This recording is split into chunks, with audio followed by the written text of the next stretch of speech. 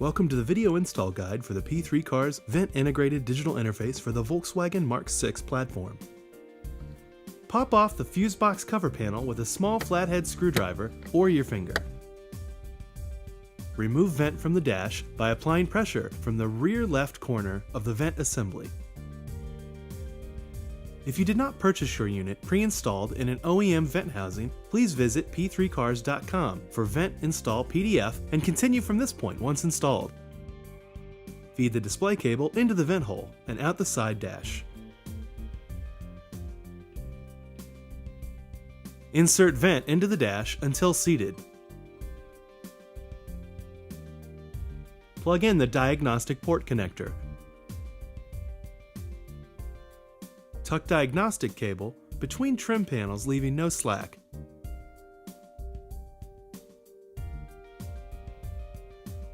Connect display cable to the control box. Connect harness to control box and tighten connectors.